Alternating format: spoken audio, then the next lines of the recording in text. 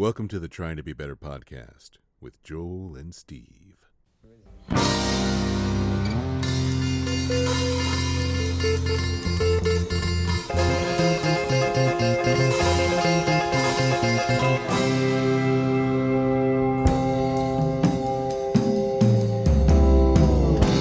Here it goes. It's going. It's happening.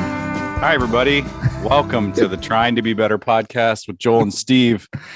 I think I'm Joel. Yeah, I'm pretty sure I'm Steve. I am. I'm Steve. And this is a podcast. Hey, ears open, man. How you doing, buddy? I'm groggy, man. I'm really groggy. I mean, it's Sunday morning, which, is fine. I like Sunday mornings, but I played a show last night, and which our guest today was kind enough to come out to, and it was good. But I turned into a pumpkin at 10 o'clock and I got to bed at 2 a.m. So, it's like wake up at 7:30. How do you afford your rock and roll lifestyle? How do I afford I don't use anymore. There you go. So the hardest part of it is literally just functioning on a Sunday on 5.5 hours of sleep, that's whatever. When you're not fucked up, there's so much more room for that's what I'm saying. Like, I'm not physically devastated from my actions last night, and I have something resembling clarity. Like, I'm pretty sure I know what happened last night. So, I'm groggy too. This was my rock and roll Saturday night. You ready for it? I'm strap in, man. Strap on that jammy pack. Let's do this. So, I went over to a friend's house and we had dinner. They made potato soup. And then we played a game. We played a tabletop board game called Ticket to Ride Europe Edition, where you build trains. Oh, that sounds great. Actually, it was great. And then we played Password. I don't know what that is. Yeah, you do. You know the old game show with like Betty White and all that, and the Password. And it's like one word, and it's like Darren knows. He knows what's up. I don't know what's up. And then came home, played a little Zelda, watched a little British baking show. Man, that is just so out of control. Was the British baking? Was it Paul Hollywood and Mary Berry? Mary Berry is no longer on the show that we were. It was Paul Hollywood. We're in like season 6 or something. It's Paul Hollywood and Prue. Yeah, whatever. I love Mary Berry. Yeah, she's great. She's great. So that was my rock and roll Saturday night, man. I love it. We have an Instagram, Trying to Be a Better podcast. We have an email, ttbbpodcast@gmail.com. Nailed it. Follow along, like, subscribe. Hit that subscribe and like button. And leave us a review. That'd be super awesome. Send us an Positive email. Or negative or indifferent. We don't care. We don't care. We just want the clicks. Yeah, we just want your social media capital. Pretty much. Yeah. That'd be great. We both want to quit our jobs and sell Hyundais. That's what we want. Is that right? Yeah, I think that's the pinnacle. Like, if we just got an endorsement from Hyundai, I think would be okay. Yeah, okay. Or Squarespace or something. Oh, well, they do podcasts. They support podcasts. For sure. So many podcasts by Hyundai. See, there you go. Thanks, Darren. Darren just did all right. Oh, okay. We should just transition. Sure. That's a nice segue. Hi, Darren. Hi, Darren. So we have a guest. His name is Darren Keen. He does a lot of amazing things, and he's just an all-around amazing, sweet guy. And he's a pal of ours, and we wanted to have him on the podcast. So welcome to the podcast, Darren Keen. Thank you guys so much. It was great getting over here to the studio. Thanks for picking me up in your Hyundai and bringing me here. Those Hyundais ride so smooth, Don't they? Powerful too, and so roomy. Yeah. I'm a bigger guy, and I had plenty of leg room and a cup holder for all my sugary beverages, and it was wonderful. What did you think of the new bidet they put in the back seat? It did not work very well. I ended up just getting my ball sack wet. My butt is still really gross. Well, they're working on it. I mean, it's a concept car, so right. Yeah. I think it's nice of them. It's nice of them to give us the pre-production model, Right. Well, this show is sponsored by Hyundai. So, I don't think I pronounced that brand correctly. So I probably shouldn't be the one trying to do the fake sponsor tag. Hyundai. Hyundai. Hyundai. You know what? for fear of being canceled, I'm just gonna not even attempt it. There we go. Going there. It's not well, our corporate overlords are kind of on us right now. Yeah. Our metrics aren't great. Mm-hmm. So, we're on the verge of being canceled anyway. So we might as well just go for broke. Well, and in all fairness, I can't even really pronounce the name of this podcast. So, Well, thanks for coming on anyway. How to be butter? All right. Butter film. I like it. Let's do it. I think Spotify removed 2.5 episodes of ours because of horrible content. So it wasn't that it was offensive. It was just bad. It was just so bad. Yeah, that's why I haven't been having trouble getting my music up there. They're like, not rejected for length, not rejected for mastering volume, but just rejected for sheer lack of excellence. But whatever, That's such an objective thing. Like, who gets to determine excellence? Well, I mean, I was going to save this till we only had 1 minute left because it's such a topic that, we could probably just blast through so quickly. But I think it's Joe Rogan. That's just lobs the Rogan bomb right into the middle of the conversation. Last night, I heard a conversation at your show, my friend Jake and this other friend of mine whose name is also Jake. That was strange. They went down the rabbit hole discussing that. I was just standing there egging them both on. Like one of them's argument was like, well, he's not funny. And then the other's argument, well, he's not a comedian. So then I looked up his bio and it says he's a comedian and podcaster. So I'm like, oh, it's just a comedian. Look, it says right here he's a podcaster. Just trying to get him just really riled up. I'm a terrible person. So let me guess. The two Jakes, one was a Rogan bro and one was an anti-Rogan bro. Was that the anti-Rogan bro? The other guy, I wouldn't classify him as a Rogan bro. He's like just a really, really, really, really fun, free-spirited dude, and he's just like he's like the kind of dude who, when you get wrapped into a conversation with him, like you start talking about like a burger you ate, and then 2 hours later, him, and a homeless guy are talking about quantum mechanics or something. Like he's just real out there. So yeah. It's really fun. It's good to keep those kind of folks in your sphere, right? Because you never know what's going to happen next. Yeah, I brought him on tour with me one time, and it was real interesting. He last night was like, "Do you remember when you let me tour with you as a merch guy?" And I'm like, yeah, the very first night in Vermilion, I saw your penis. I absolutely remember that, dude. Of course. How could I forget? Yeah, this isn't yeah. I mean, I suppose that's a reasonable question people have. Like, do you remember things from before? But yeah. No. Not really. No. Sometimes I don't. I mean, I there's a couple of times I went to Europe and I honestly don't remember most of it. So yeah. So hold on, I gotta back up a second for our dozens of listeners. Yeah. How would you describe? You're talking about going on tour. Like, how would you describe what you do when you're on tour? You're a DJ, musician, performance artist. Like, how do you see yourself as an artist? Either back in the days we don't really remember, or currently, or both. Okay, if you were to like track all of my musical career over from when I first started touring to now when I still tour, some things that would be consistent are I'm usually playing solo. There's usually a computer, and there's usually some kind of humor, whether that humor is more in the forefront or a little more subtle, it has varied over time. And then what I used to do was more like a punk rock lounge act where I played on the floor. I took my shirt off. I drank heavily and was embraced, like really like physical, like running around, screaming into a microphone, pushing people around and being crazy.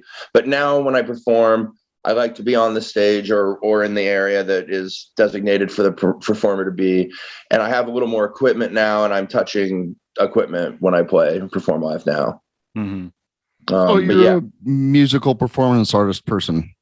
Yeah, I've done all kinds. I mean, definitely in the back of the day the performance art thing was a thing. Now there's still a performance, but I mean, like, I'm not like there's not really a risk of like me like directly like rubbing my sweaty body on you, or I one time I at a venue, I pulled the whole PA into the bathroom because there was only like 6 people at the show, and these bathrooms are really big, and I kept dipping this tambourine in the toilet water and splashing it all over everyone. Like, I want to do that now. But that was fun, and like, I don't regret it, but like, I want to do that today, you know.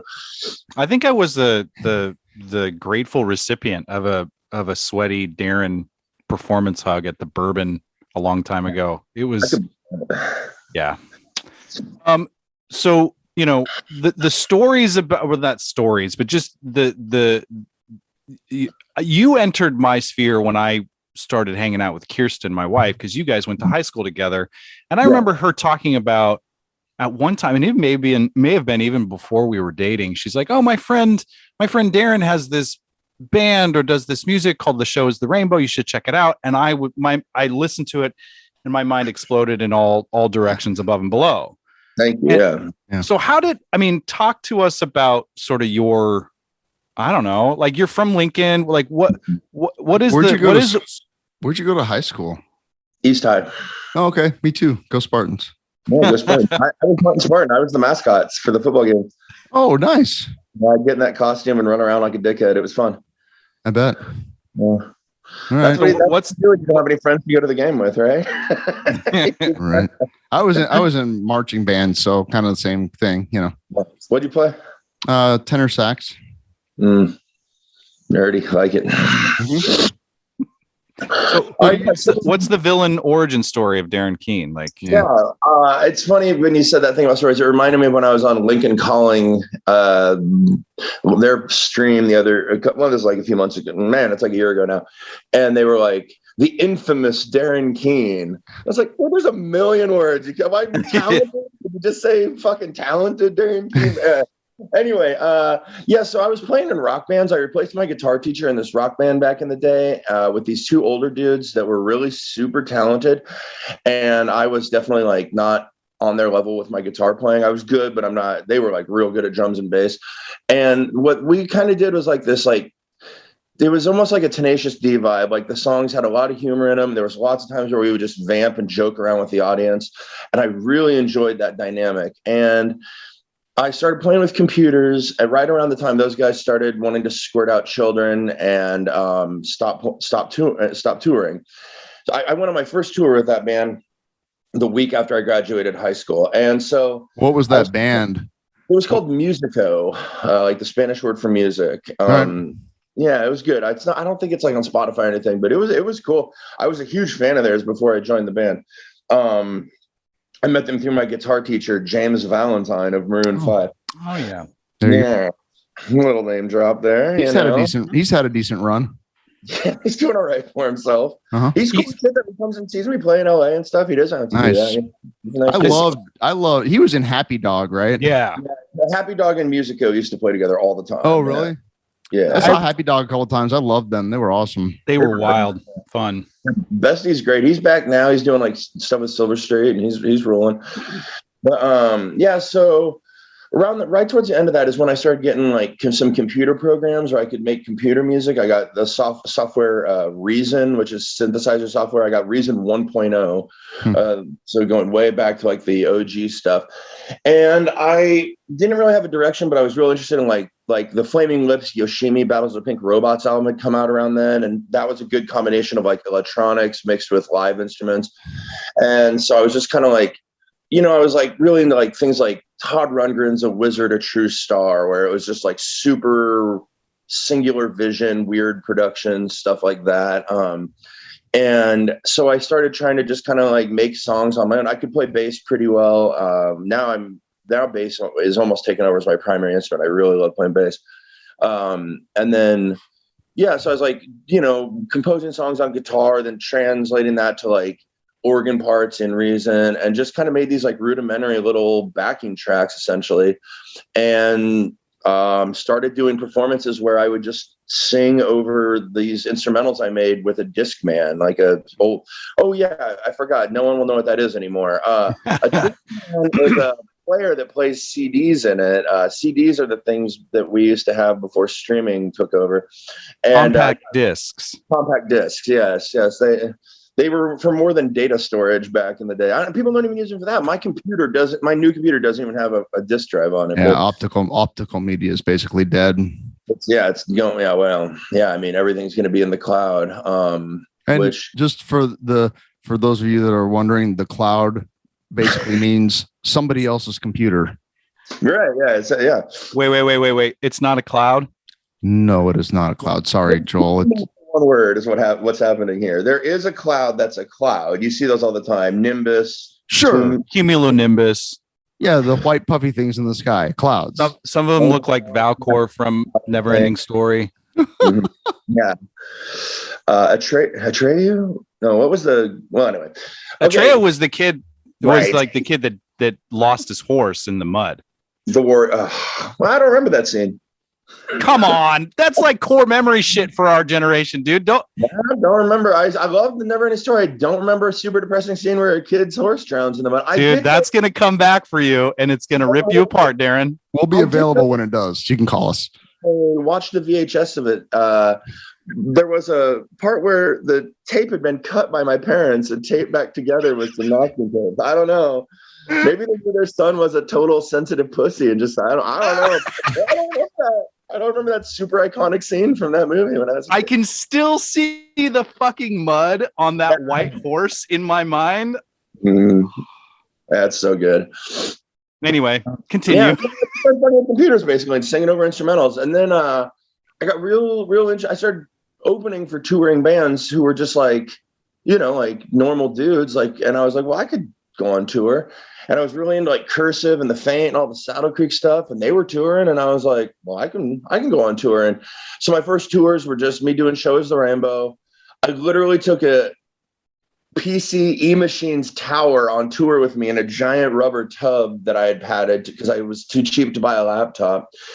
And another component was I made videos for all my songs and had them projected on a white sheet held up between two floor lamps. And I would just like go on these tours of like house shows and punk venues. I was playing with hardcore bands, playing with noise bands. No, there wasn't very many people playing with computers and electronics really yet. There was like rave music, but there wasn't really a big EDM type scene or anything. And what years would this have been? Like what? Like late 90s? When I went, no, 2003 is when I went on my first Shows the Rainbow tour. Okay.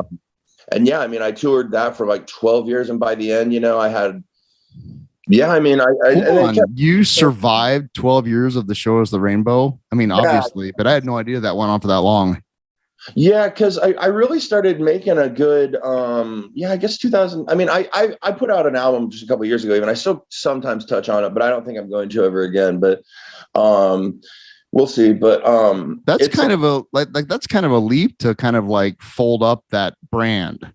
Yeah, I know, but it's not worth anything anymore. No one knows it. Like I put out an album a few years ago and I made 500 LPs and I have like 475 of them in my basement. So gotcha. Cool.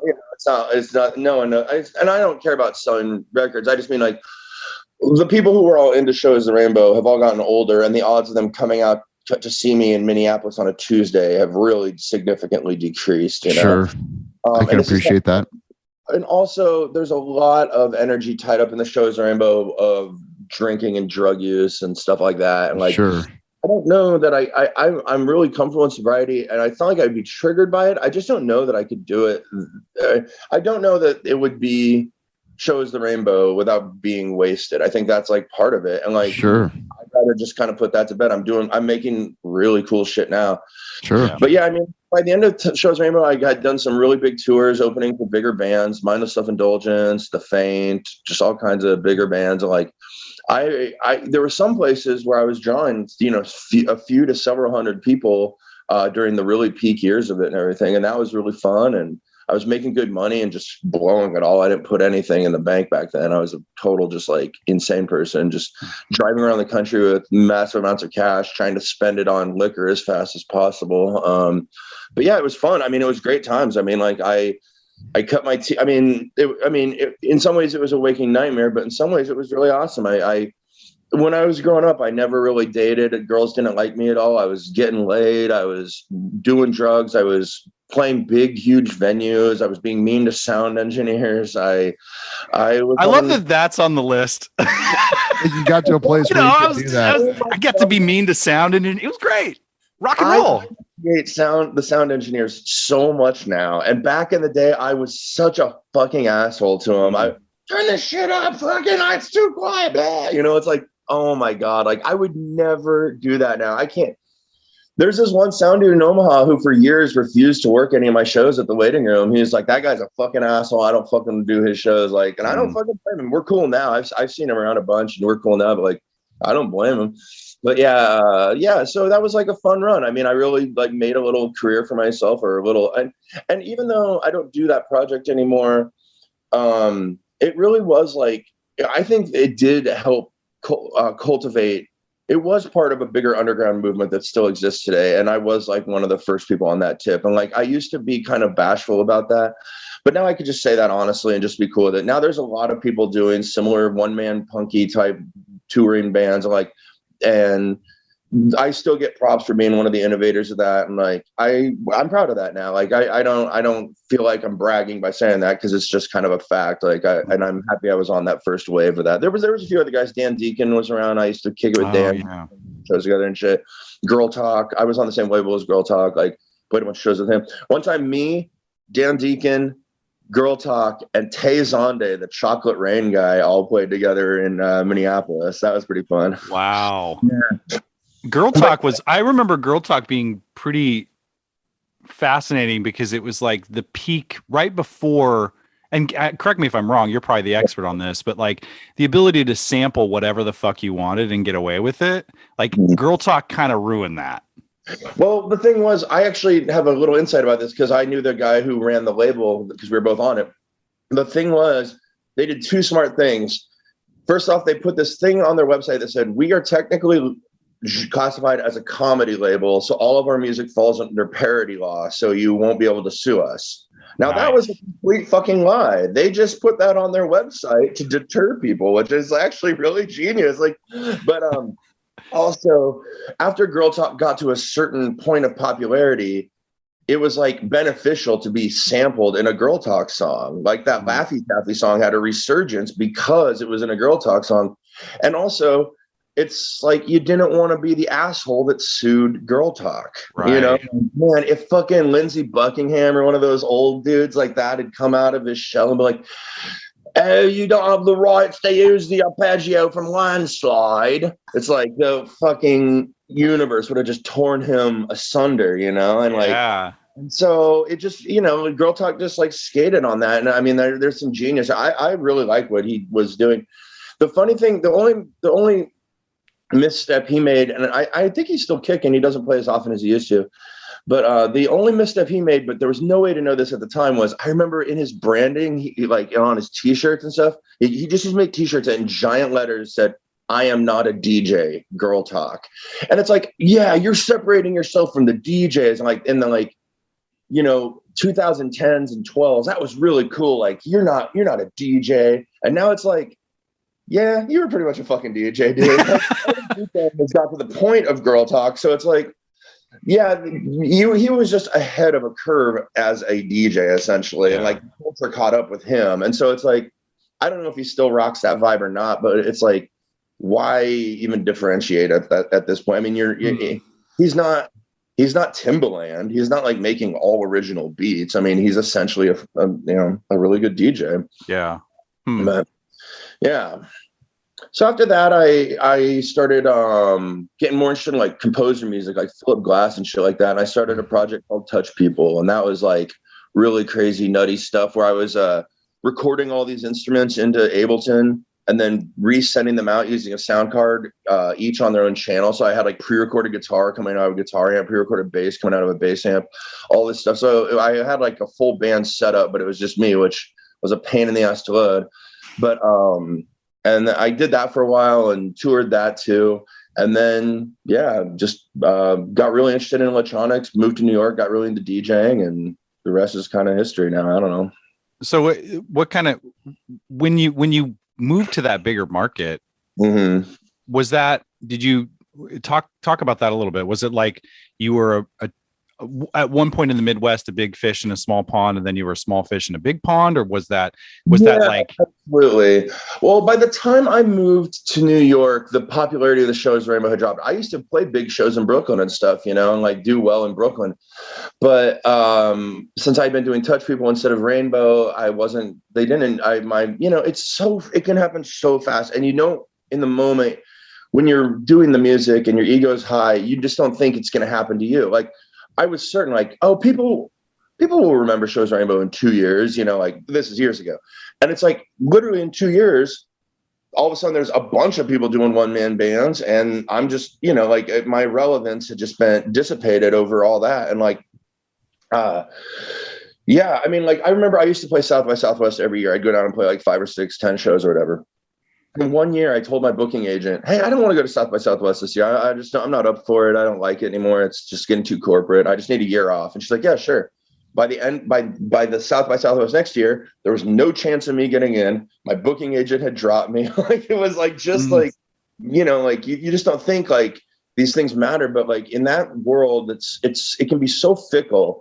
And like, you have to do all this stuff just to like, kind of like keep up appearances or like, keep up appearances, but just keep in the scene or whatever. And that's another thing about drinking and drugs. Like, that can be a huge part of that. And like, that's like, oh man, there's this band I really like called Surfboard. They're a punk band from New York, and there's some sober people in that band. And they talk about that in one of their posts I saw recently. It's like, drinking and drug use is just like a cool thing for like Instagram posts and to put in band bios now. And it's stupid, but yeah, like, yeah. So anyway, I just, by the time I moved to New York though, I wasn't really gigging, doing much original music. I was getting really into production and learning about DJing. And so I got married, and me and my now ex-wife were just like, yo, let's move to New York and just like make a life for ourselves and see what's up. And so we did. At that point, since sometimes this is mentioned on the podcast, I'll say at that point I had stopped drinking, but I was still like way into drugs, but not boozing, even though that wasn't like sober, not boozing was a huge help for me in an ability to like, get some money together, get organized enough to like facilitate a move to New York, like, get rid of shit we couldn't move, rent a moving truck, like things that normal people can do. Like, yeah, that helped me. That's like part of the reason I was able to do that. Mm-hmm. And I had never DJ'd really. And then when I went out there, I just started getting hired like crazy. And I had 6 gigs that were like all weeklies, and just like real quickly fell into this DJ lifestyle out there. It was interesting. And so were you doing any shows with your original work, or were you just DJing? Or, I mean, I guess maybe that shows my ignorance of the world. Like, what, how was it gigging like that as a DJ? Did that influence later original stuff that you're doing now? Like, what did that, or maybe you want to talk about the energy of letting go of booze and how that changed. I'm just curious to know, like, what got you from there to where you're at now with Problems? Okay, so when I was DJing in New York, I wasn't playing like electronic music at all. I was doing gigs, literally 6 gigs a week that were 10 p.m. to 4 a.m. And I was doing them all on the Lower East Side of Manhattan. And those bars, they were owned by this like I don't know if you know Jesse Malin. You know who that guy is? Mm-hmm. He's in his band D-Generation. He's like a folk singer now. He's like, anyway, like the Strokes guys hung out at these bars. Ryan Adams hung out at these bars. It was that kind of scene. And I would DJ stuff like funk and soul, and like I'd play a lot of the Clash. I love the Clash and Buzzcocks and shit like that. And it was just like I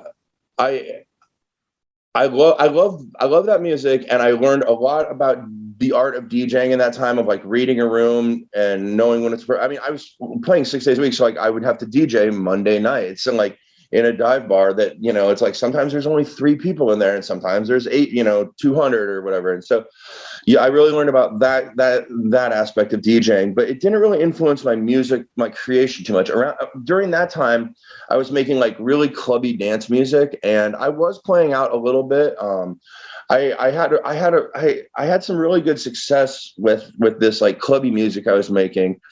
I got like I got reviews written in big blogs, and I was like getting really good gig offers in New York and stuff. But that scene is, for me anyway, I mean, my whole life right then was consumed with these like late New York nights, and with that came a lot of cocaine use. Like, it was like destroying me, you know. And when I think about problems, even though it's electronic, I don't think of it as like at all in that like clubby music world. Like, these are like, I was playing like, you know, like real dance clubs and shit like that, and like that, you know. Anyway, but and so the transition to just like, basically though, if anything, it totally derailed me, because I got so obsessed with getting my 6 weekly night DJ gigs that I stopped touring. I stopped writing. All I was doing was making money. It's like what happens to a lot of musicians when they get a real job, and then their time gets split differently, except my real job was DJing. So it kind of seemed like I was like still in the music world, but it was like a bastardization of my actual dream. You know, it wasn't. That's interesting. Doing, yeah, it was like it's kind of like a parallel, not universe, but it's like, it's kind of what I want to be doing, but not really. Yeah, your day job is the thing that's kind of derailing your art. But it is artistic, so weird. It's kind of like it's weird how that happens. Yeah. Trust me. Yeah, I didn't want to say anything but I think teaching can sort of have that same phenomenon. You got to find your teaching, you know, because that's what a lot of, you know, creative people end up doing. And yeah, and I mean, it is sort of the same thing. It's like, well, this is cool. I'm working in the field I'm interested in, but I'm not doing the actual job I'm interested in. And I mean, don't get me wrong. Again, like, I had some really fun times just running around the Lower East Side of Manhattan doing drugs and DJing. I mean, I can't say that wasn't awesome. I would absolutely be fucking lying, you know, like, but, you know, but again, that was awesome. But it was, I mean, that right there, though, that was the most nightmarish time of my life. My marriage was dissolving. My wife was cheating on me all the time. I can't even blame her, because I was a total deadbeat, spending all of our money, stealing money, you know, just like anything to feed my cocaine addiction, just to get to the next gig, just so I could get through 6 hours of DJing, so I could buy the next bag, so I could get to and it was just this terrible, terrible cycle. And I mean, I was still making, you know, some music, but not with the not as much as not with the same. I wasn't as prolific as I used to be, and I wasn't making as good a shit as I could. Like my cocaine's weird like that. Ooh, man, yeah. You know, something else interesting about cocaine, for all the audio dorks out there, is since it constricts your blood vessels when you use it, that does that in the ones in your ear too. So you perceive there to be more bass than there is in like your EQing. And that's why in the 80s, all those like Duran Duran albums and NXS albums are so fucking bright sounding, is because the band and the producers were all yacked out of their minds. And so like, we need more treble. Turn the treble up, make it brighter. And then you play it now and it's like, oh my God. Yeah. That's fascinating shit. I'm never going to listen to like, you know, new wave synth fucking 80s music. Her name is Rio, and she. You'll notice it though. There's this Brian Eno song. Oh, what song is it? I can't remember. It comes in with this really loud synth in the middle, and like, man, in headphones, it's just brutal and stuff. And like, they've remastered it and stuff since then, but I had like an original pressing of it. And it was just like, Jesus Christ, dude. Like, I think of Tears for Fears, Head Over Heels, when it's like, Jesus God, that's like tore my brain in half. So that's the scientific explanation. Yeah, it's a real thing. So, but you know, like, I still have a lot of love for New York, and like, I would love to spend more time there. I'm going to go out there in July and spend a few days, and like, I wouldn't rule out ever living there again or anything, but I mean, I loved it not drinking. Okay, so then like, so my marriage is falling apart, everything's going to shit. I'm completely addicted to cocaine. And then I'm like, you know what? I can quit coke, but all I need to do is have some drinks to get off below. And that was when, after 4 years, I started drinking again. And man, as bad as it got on coke, everything really, really got out of control with booze. And that was just so wild. I ended up back in Nebraska. I kind of remember packing the van, and my mom was there. And like, you know, coming back here and trying to just start a new life, and, you know, thinking I was going to get clean and sober up, but really I was just out of control for a while. But yeah, ultimately now I'm doing good, and it's been working out. I mean, I think if I'd stayed in New York, I'd probably be on the streets, you know, so. Which of all the places, and I wouldn't want to be on the streets in New York. No, yeah, I know. Yeah. Tough sledding. Yeah. So yeah. You mentioned that you're in a good spot now, and you can share what you want and don't want to share, but what is that like for you as an artist to sort of reclaim, and maybe you don't even think of it that way. Maybe this is a really like bonehead question, but how has that transition been from that sort of 6 nights a week, wild cocaine and booze and all of that, to coming back to Nebraska, but still making art, making music, and that trajectory of, you know, letting go of the substances? Yeah, well, I don't address sobriety directly in any of my lyrics with Problems. But I mean, it's in the fucking band name. Like, right. Problems is the name of my band now. And like, I do have a song called I've Got Problems, where that's the only way it just goes, I've got problems. But like, you know, I mean, I'm not going to make like a song where I'm like singing about like, well, first off, I don't sing. For the listeners out there, people who haven't listened, Problems, for all my vocals, I use Apple Speak. So I type things into the computer, make the computer say them, and then edit it together rhythmically to fit into the song. It's a totally stupid thing I like to do. But I'm not going to make a song where I, you know, talk at all about anything resembling sobriety, because I'm past the point in my life where I want to even talk about anything personal, and I want to talk about politics or relationships or anything. I write most of my lyrics about Pekingese dogs, and I like to keep it that way, just because like it's just like I love Pekingese dogs. And here, I know it's audio podcast, but here for the guys, here's Wilbur, a Pekingese print. Oh Wilbur. Man, he's gorgeous. You say something, listeners? I love my daddy. Oh, thanks, Wilbur. Okay, yeah, but I also know that first off, if you knew me before and see that I'm doing a band called Problems, there's something there. And also one thing, okay, you kind of asked 2 questions, so let me answer them in order. First off, coming back to Nebraska, I was immediately extremely fucking bored. And that's another reason I really got bad with booze, is because boredom is my enemy. When I'm bored, I want to do something to make myself black out so I don't have to experience the time that I'm bored. And that was booze for me. But I mean, honestly, going on house arrest saved my life, because then I learned what real boredom was. I was just gonna ask, Darren, like, have you been able to embrace boredom? Oh my God, absolutely. And well, now I know how to be productive. When I start feeling bored, I immediately recognize that feeling. And I mean, I'm booking tours, I'm composing stuff for my life and for Netflix. Like, I have a million things going on. So it's like, there's always something I can be doing. And I've learned, once I get that pang, to just like do something productive, even like house cleaning or doing the dishes and stuff. It's just like, I've learned to really translate that to just, yeah. But I mean, I've learned to be comfortable in downtime. I've been trying to, you know, I read comic books and stuff like that. And so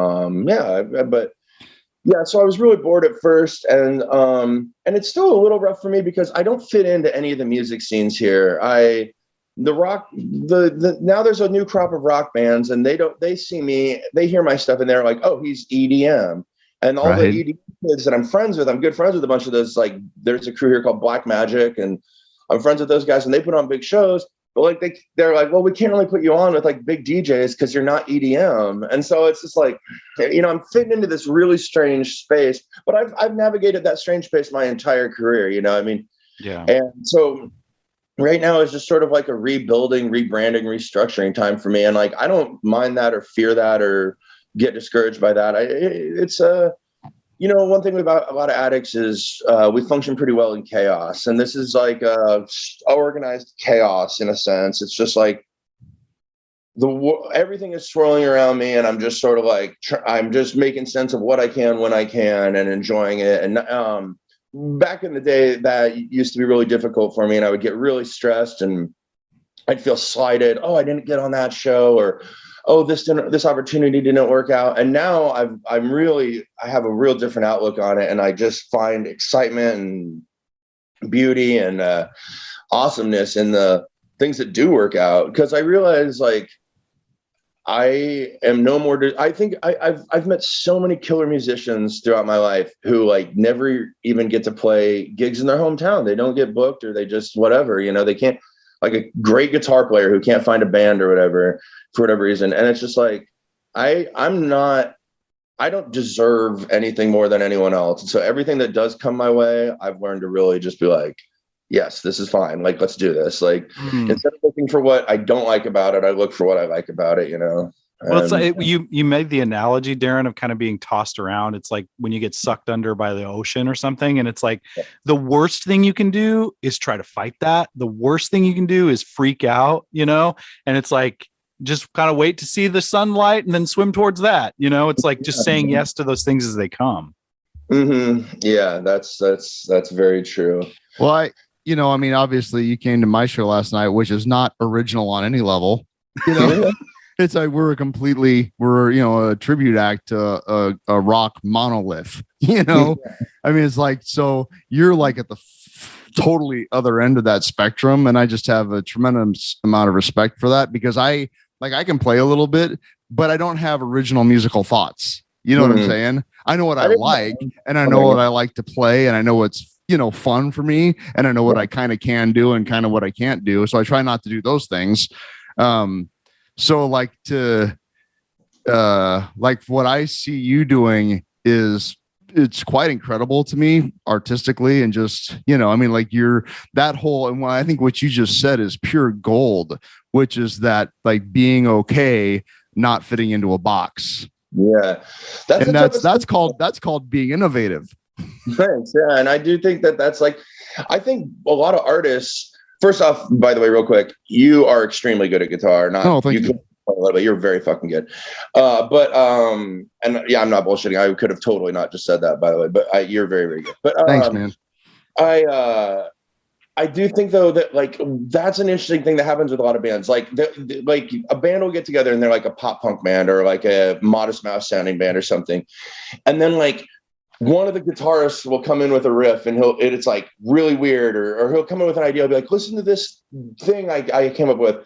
And it's like right there, the band is they don't realize it, but they're about to make like the most critical decision of their entire career. They're either going to say, let's embrace this weirdness, even though maybe people won't even call us a pop punk band anymore or whatever. Because we're going to add 2 synthesizer players and we're matching outfits and, or whatever. And all of a sudden it's like, they have this, like this vision of like some stroke of genius that could elevate them to some original world, which is a big risk, but the reward is greater.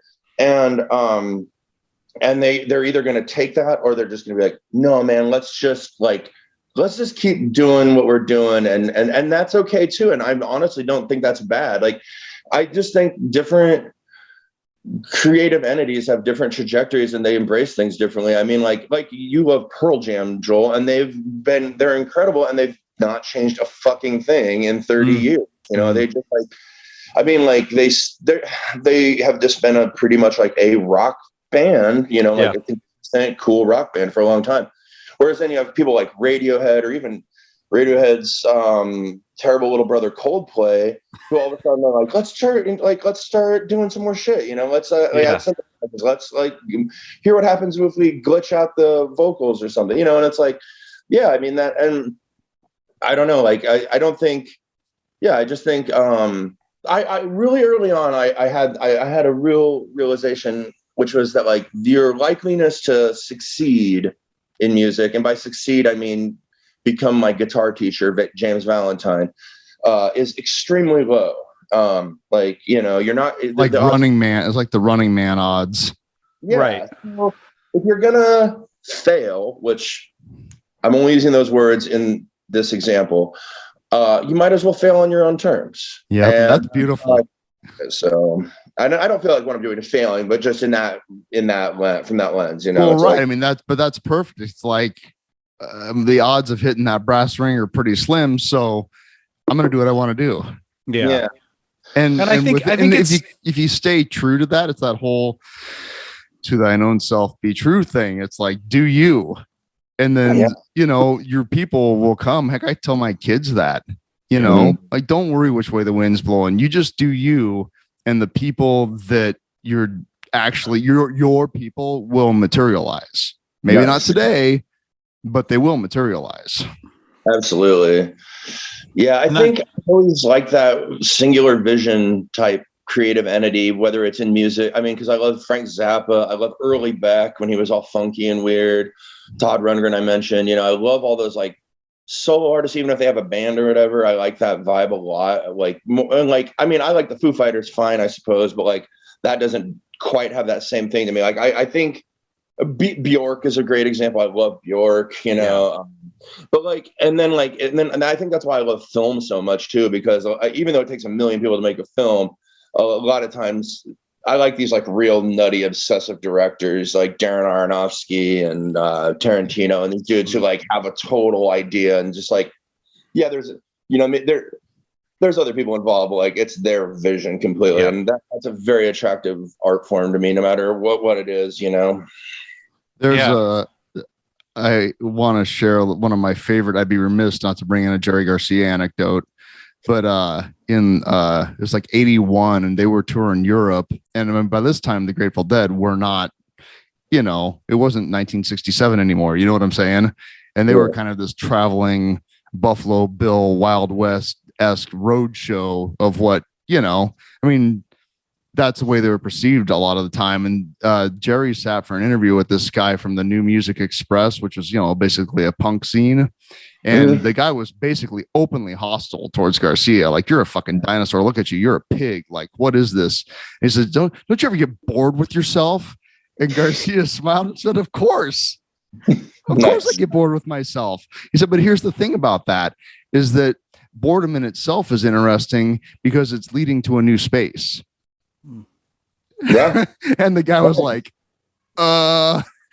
faced with Garcia's sheer reasonableness and, you know, and they ended up having a productive conversation. But I love that idea of like, of course I'm going to be bored sometimes, but what that will lead to is a new space, a new productivity. And I think about that often when I'm kind of feeling like, I don't know, you know, is this all there is or whatever? You know, it's like to like Joel is just saying, like to embrace that and to not fight it so much and to just kind of like, okay, well, let's just be open to what's possible with what's here, you know? Absolutely. Yeah. It's interesting to think about when those two mindsets are so malaligned. I remember, you know, like Elvis Costello famously wrote, "What's so funny about peace, love, and understanding," which was his song that was sort of like, hey, why are we giving shit to the hippies? You know, especially like, man, like when I very first started touring, it was like, especially that was the time of like folk punk was like a thing where it was like a guy with an acoustic guitar and someone banging on garbage cans and stuff. That's how Against Me started. Like that right then it was like the punks were all so aligned with the hippies, but they were just starting to realize it. I mean, they were all, you know, anti-government, vegan, right. You know, oh, wait a minute. We're kind of the same. Yeah, and it's like you guys, the only difference is the music. The only thing that you guys are exactly the same, except you guys like it loud and fast, and you guys like it, well, I guess kind of loud, but like longer form, I suppose, might be a kind of way of describing hippie music. Yeah, I gotta tell you, I've never listened to the Grateful Dead. Yeah, I've never listened. All right, I'm making you an optical compact disc.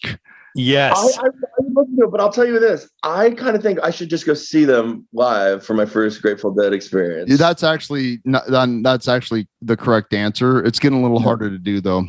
Yeah, I understand that. I think I saw him last October. It was great. I mean, Dead and Company you should see, but I would I'll take you to see Joe Russo's Almost Dead. They'll tear your shit up, man. Yeah.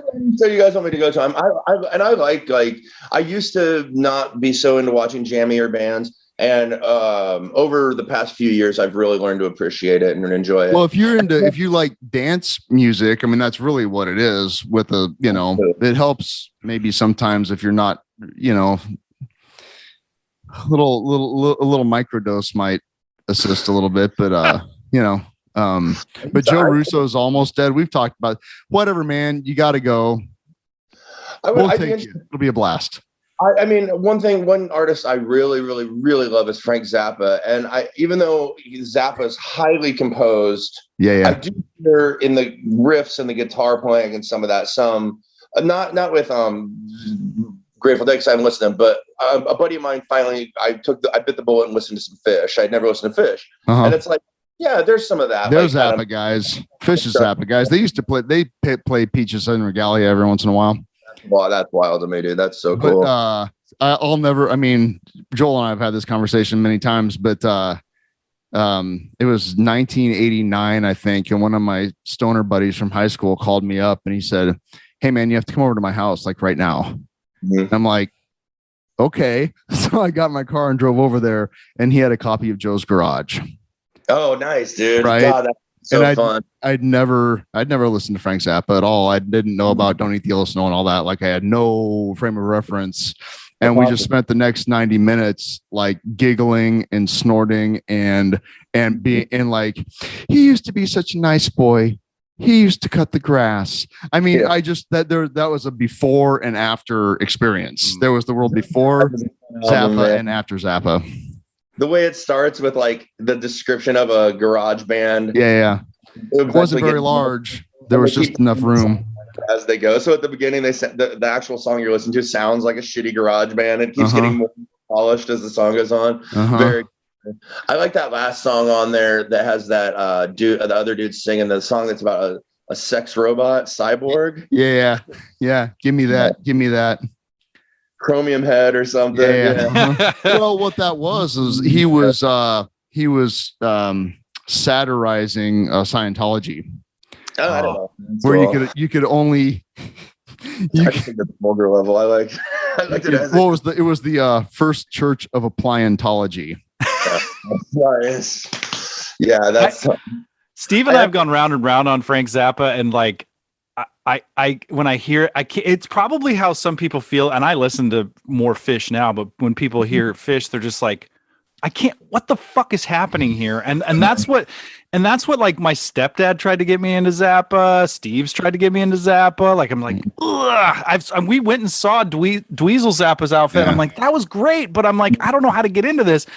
Honestly, it was that there was a documentary recently about Frank Zappa that was like, I watched it. It was like 4 hours long or something. I'm like, okay. I still haven't seen that. I gotta watch that. You gotta watch that. Yeah. Really good footage. For me, the album that did it, my dad used to this is another thing about my musical venture being so eclectic. I think I grew up listening to mixtapes my dad would make in the car, and like one side, this is an actual mixtape he had. One side was the side A of Frank Zappa's Apostrophe. And by the way, I think Apostrophe is the best starting point for Zappa. And I agree. Was half bagpipe music and half of Damaged by Black Flag. Dude, that's it right there. That's your origin story right there, that's man. It, yeah. Fucking bananas, this mixtape he made. And yeah, I mean, drive around in a shitty Plymouth Voyager with all treble, just like listening to these tunes.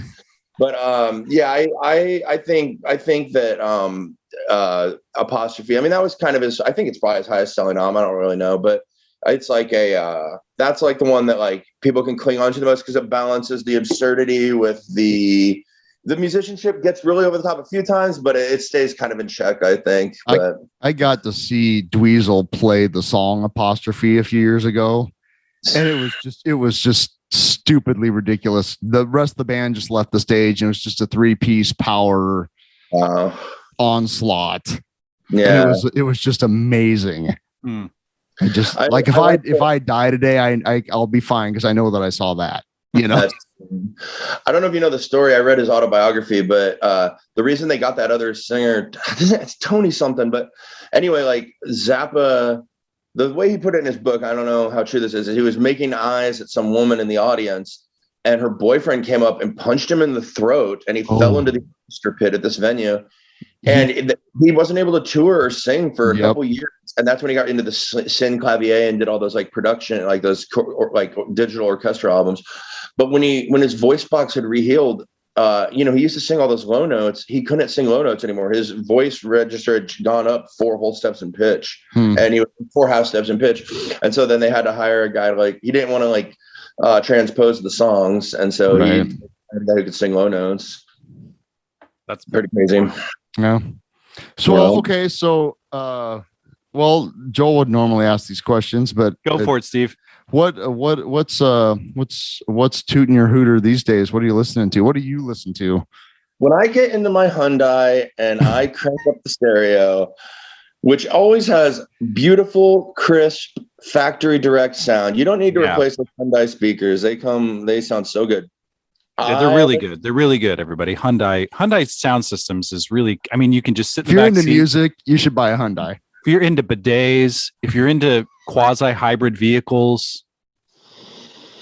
Well, and I was going to say, too, if you're into music, buy a Hyundai. But if you're into silence, I'll tell you what, you roll the windows up on that Hyundai and a marching band could be walking by and you don't hear a sound. It can just be at peace with your own thoughts. That is just a quality vehicle. Okay, what is tooting my hooter? Darren's hooter to avoid. Okay, I have been listening to a lot of Philip Glass lately, as always. I love Philip Glass. I feel like he scratches every itch I could possibly have musically. Yeah. I have been listening to this French producer named Mr. Oizo. He's probably like the biggest, he's probably like who I'm ripping off with problems if I'm ripping anyone off. He makes like really weird house music stuff. And he had this one big hit song kind of like in the 90s. And then he made his next album and the label called it Unlistenable. And he ended up releasing it with Daft Punk's label and kind of came up knowing those guys. And now he's a pretty famous movie director. I don't know if you guys have heard of Quentin Dupieux. He has that new movie coming out about that deerskin jacket. I don't know if you've seen that. Oh yeah, I did see something about that. Super fucking cool, yeah.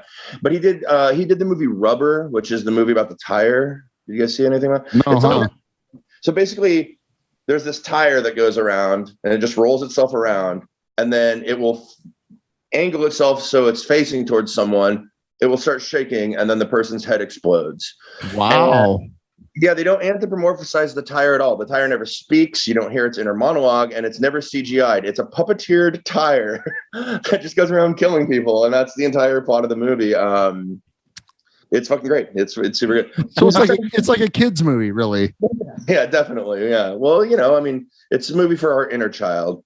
Sure. But yeah, so I've been listening to Mr. Oizo a lot. I just found something super cool last night. I have this friend from Lincoln who now lives in New York, and she does music as Meaner Pencil, and it's just her and a cello, and she sings, and it kind of has, I love Enya. Enya is one of my favorite singers, and she kind of has this Enya vibe, except there's not the big choir vocals. She just has a little bit of a Celtic thing going on. And let me see this. I know the name. I found this really cool artist that reminded me a bit of her last night. It's My Brightest Diamond. Have you checked this out at all? No. Beautiful tunes, dude. Beautiful, like minimal, sort of slightly orchestral. There's really nice production, but it's not like Bjork. It's like I could see her at the Lead Center more than like a dance club, and it's like real. Yeah, My Brightest Diamond. That's going to be in heavy rotation over here. That's going to be tooting my hooter for quite a while. Nice. Can I say that about a female musician that she's tooting my hooter? Yep. Sure. Yeah. Okay. Yeah. I mean, it's a new millennium, man.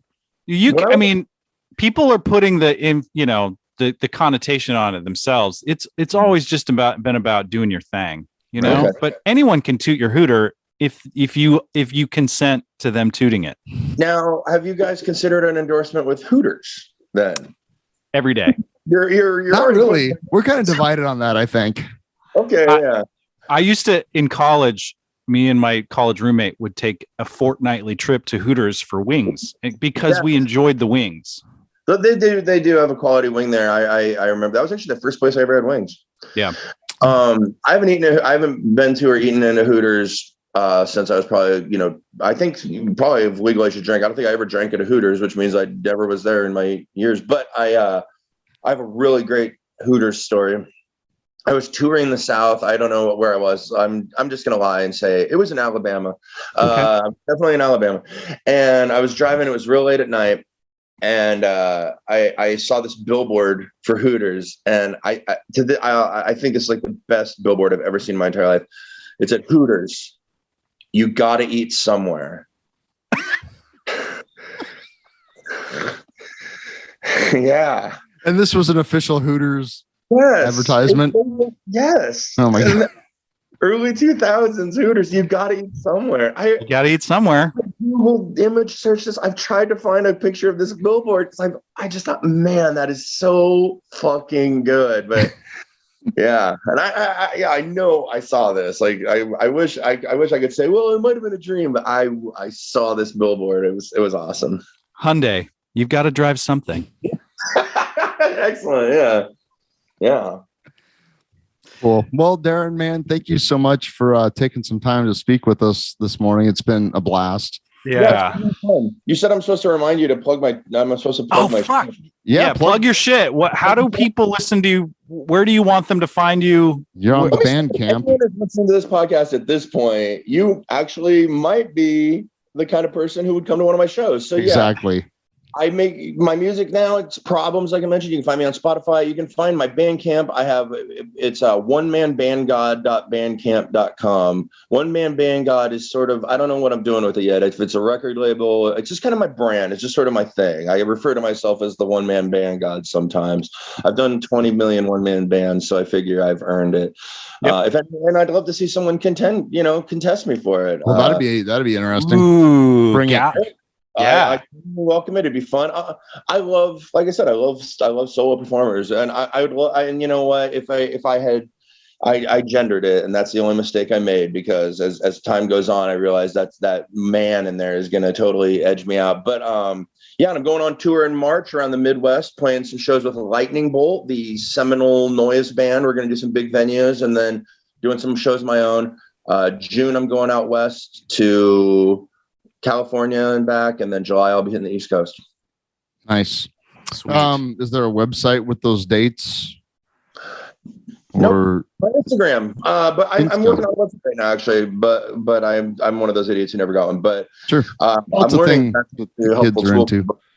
It's like your fans and friends don't really check your website out, but yeah, it's good for it's like your online portfolio almost. But sure. Why am I talking about this? Yeah, you can go to my Instagram. It's Darren_Keen, and I upload images and I keep my tour dates on there and stuff. Nice. And you can also see great stories with Darren and his Pekingese dogs. Yeah. And you can see all the stories where I go to concerts and stand very still and tag them party animal. It's a new. I'm getting really good at that. So, yeah. I got one with you in it last night. I don't know if you saw it, Steve. I haven't seen it yet. I saw it. I'll check it out. You're playing guitar over my shoulder, and I'm just staring dead-eyed into the camera. It says party animal. I think I saw you taking that shot. Yeah, it looks really good. Eric's like real mid kissy face and everything.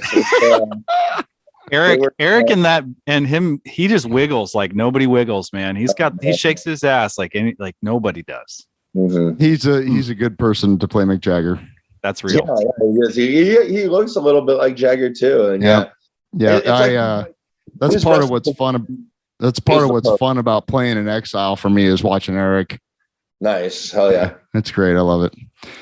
Well, thank you so much, Darren. We love you. Everybody check out Darren's stuff, old and new. Darren's just the sweetest guy ever, and we love you dearly, and keep doing what you're doing, man. Thank you. Will do. And thank you for having me here. This was really fun. Love you guys too. Right on, man.